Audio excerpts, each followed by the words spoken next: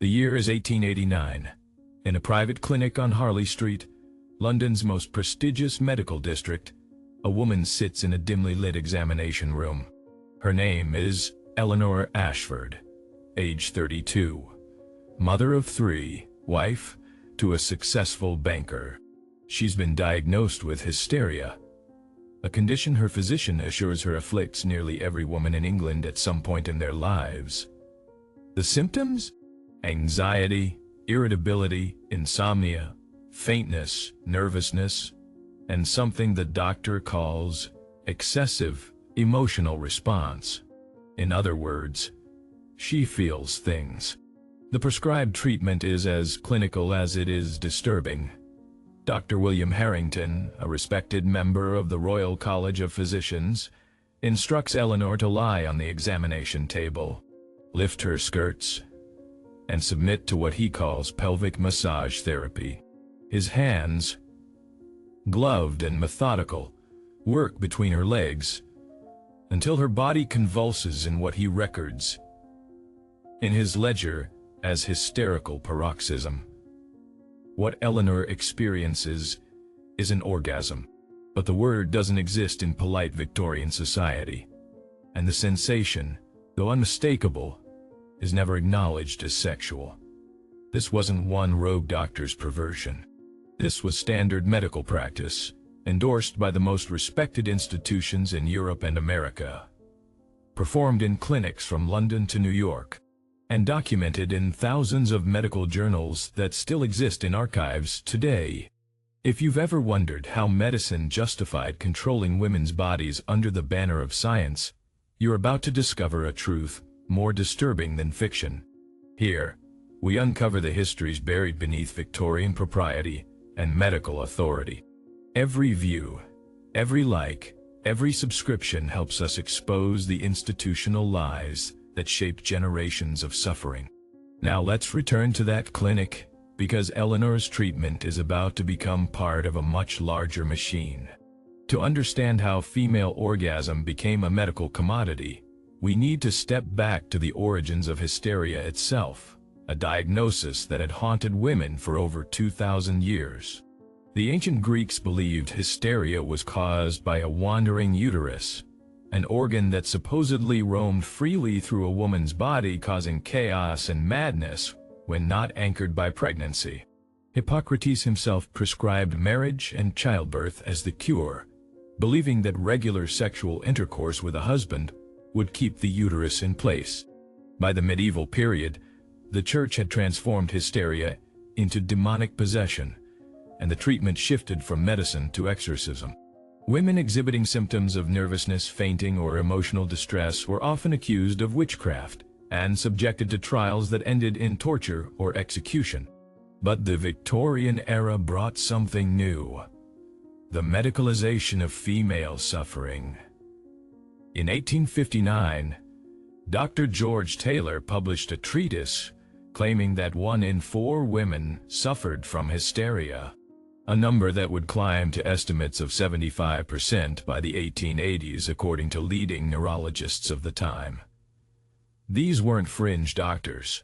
These were men like Jean-Martin Charcot in Paris, Silas Weir Mitchell in Philadelphia, and Robert Brudenell Carter in London, physicians whose textbooks were taught in every medical school in the Western world. The diagnosis was remarkably flexible: a woman who refused to obey her husband.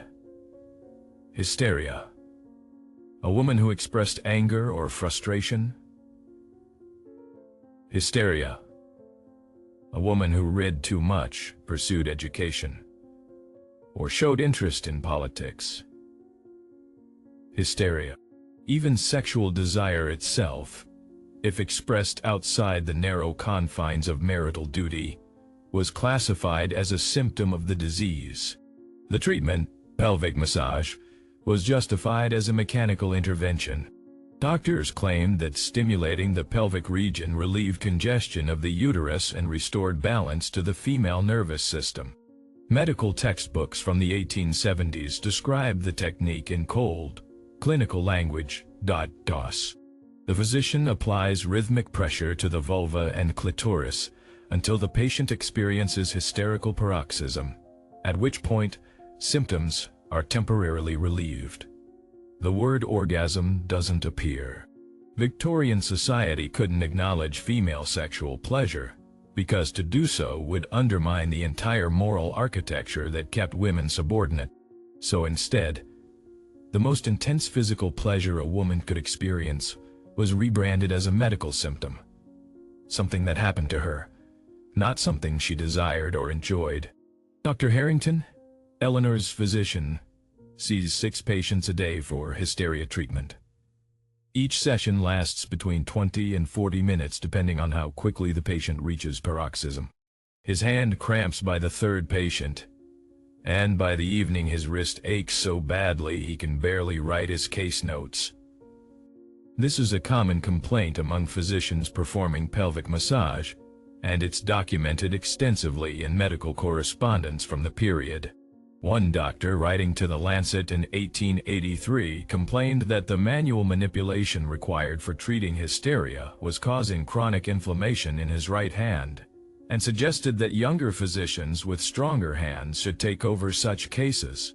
But the demand was too high. By the 1880s, hysteria was the 2nd most commonly diagnosed condition in women after childbirth complications, and the number of women seeking treatment far exceeded the capacity of available physicians. That's when the medical device industry saw an opportunity. In 1869, an American physician named George Taylor patented the first steam-powered massage table designed specifically for treating female hysteria. The device, called the manipulator, used a vibrating mechanism driven by a steam engine to deliver rhythmic pelvic stimulation. It was marketed exclusively to physicians and cost the equivalent of $15,000 in today's currency, making it accessible only to the wealthiest practices. But the real revolution came in 1883, when British physician Dr. Joseph Mortimer Granville invented the electromechanical vibrator. Unlike Taylor's massive steam contraption, Granville's device was portable, powered by a wet cell battery, and could be used in private clinics or even in patients' homes. The invention was revolutionary not because it was new technology, but because it transformed hysteria treatment from a labor-intensive manual procedure into a scalable, profitable industry. Within 5 years, dozens of medical device companies were manufacturing vibrators specifically for physicians treating hysteria. The Weiss Company in London advertised their model as capable of delivering 5,000 vibrations per minute, promising doctors relief from hand fatigue and the ability to treat more patients per day. Advertisements appeared in medical journals showcasing devices with names like the Vibratal, the Chattanooga, and the Pulsocon, each claiming superior therapeutic effects. The devices weren't cheap. Most cost between $200 and $500, the equivalent of $6,000 to $15,000 today. But doctors quickly realized the investment paid for itself. A single hysteria treatment session cost patients between $2 and $5, and because the condition was chronic, requiring repeated treatments, physicians could count on steady income from each diagnosed woman. By 1900, the American Medical Association estimated that over 10,000 physicians in the United States alone were using electromechanical vibrators to treat hysteria. The British Medical Journal published glowing reviews of the technology, and medical schools began including instruction on vibrator use in their gynecological curricula. But here's where the story takes a darker turn. While doctors were making fortunes treating hysteria with devices designed to produce orgasms, women themselves were never told what was actually happening to their bodies. Medical consent in the Victorian era was fundamentally different from modern standards. Patients weren't informed about the nature of treatments, the expected sensations, or the outcomes. They were simply told to trust their physicians. Eleanor Ashford, returning to Dr. Harrington's clinic for her 3rd treatment session, still doesn't understand why the procedure makes her feel the way it does. She knows that afterward she feels calmer, lighter, less burdened by the anxieties that plague her daily life. But she also knows that the sensation during treatment is something she's never experienced with her husband. Something intense and overwhelming that leaves her trembling and confused. She asks Dr. Harrington what exactly happens during the paroxysm.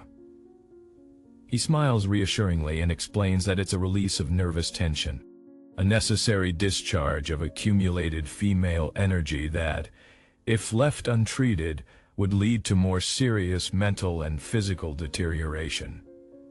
He doesn't mention pleasure. He doesn't mention sexuality.